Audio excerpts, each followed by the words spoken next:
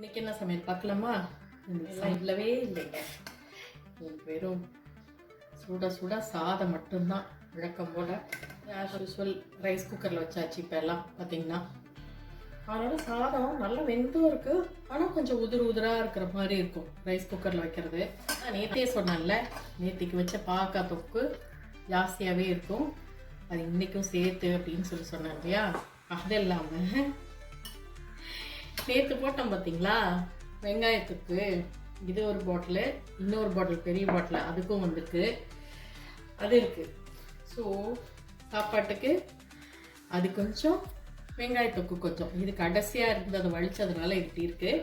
இல்லைன்னா வெங்காயத்தோடு சேர்த்து வரும்னு வச்சுக்கோங்களேன். இதுக்கு தொட்டுக்கிறதுக்கு இந்த பொரியல் கூட இன்னைக்கு பண்ணலை.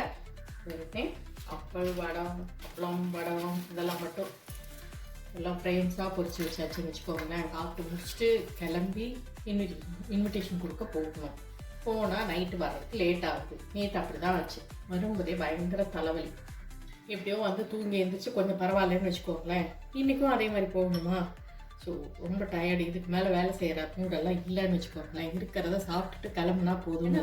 வெயிலுக்கு சாப்பாடு உள்ளே இறங்கவும் மாட்டேங்குது. எனக்கு டைம் இருந்ததுன்னா கம்பு சாதம் செஞ்சுருவேன். எனக்கு டைமே இல்லை, அதனால் அட்ஜஸ்ட் பண்ணி சாப்பிட்டுக்க வேண்டியதான். கூடவே ரசம் இருக்குது, தயிர் இருக்குது, அவ்வளோதான். இதுக்கு மேலே வேறு என்ன வேணும்? இந்த வீடியோ உங்களுக்கு பிடிச்சிருந்துச்சுன்னா லைக் பண்ணுங்கள், ஷேர் பண்ணுங்கள், கமெண்ட் பண்ணுங்கள். புதுசாக பார்க்குறீங்கன்னா சப்ஸ்கிரைப் பண்ணிக்கோங்க. தேங்க்ஸ் ஃபார் வாட்சிங். பாய்.